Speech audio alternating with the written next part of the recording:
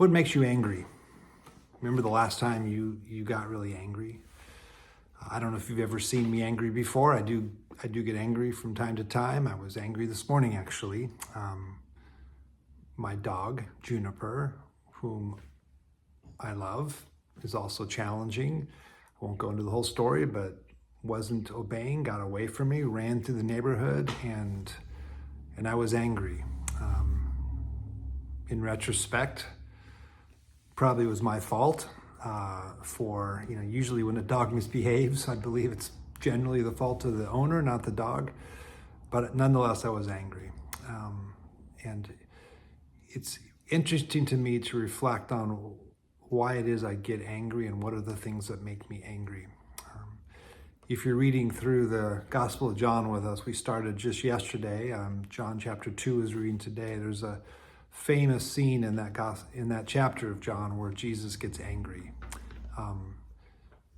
Briefly, you may know the story. He goes into the Jerusalem temple. There's these people set up this marketplace in one of the courts of the temple. People had to come to Jerusalem to sacrifice animals in the temple.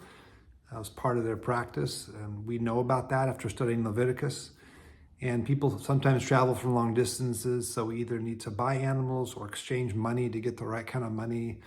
And people had set up this business there to make a profit. Some would say even to charge the prices because people were stuck, kind of what happens in airports or ballparks when there's nowhere else to buy food, so you got to pay these crazy prices. And Jesus comes in and sees this, and he's furious.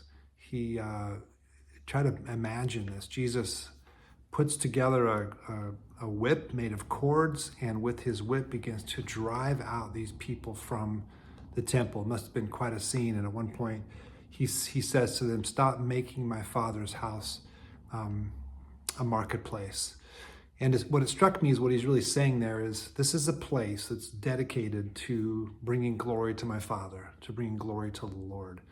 And what you've done is made it into a place where you're interested in making glory for yourself, either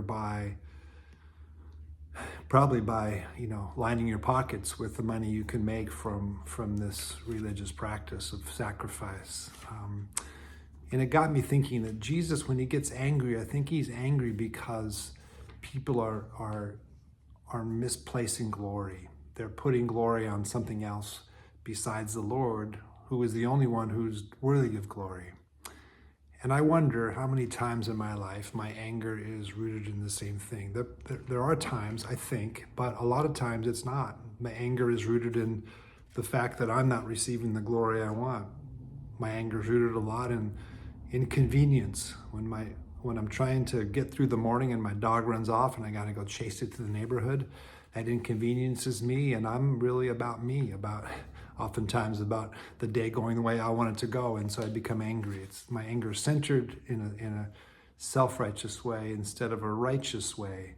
Jesus always has a righteous anger. It's always about bringing glory to the Lord, and so it's just something I've been reflecting on today. I might encourage you to do the same, and a good way to do that would be to just think about recently when are times you've become angry, and what's at the root of that anger.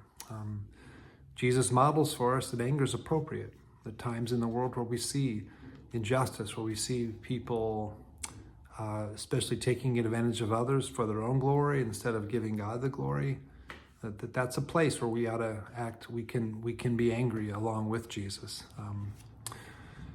Anyway, it's something to consider. Really encourage you, if you're not already, to read through John with us. We're again just started yesterday, so John chapter 2 today, and each of these chapters is just full of things we can learn about and from Christ. John is a remarkable gospel. So wherever you are today, hope you're encouraged. If you get angry today, pay attention to where that's coming from.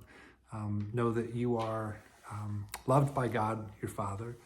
The grace of Christ is yours through his Son, and that God is present with you through his Spirit. Peace.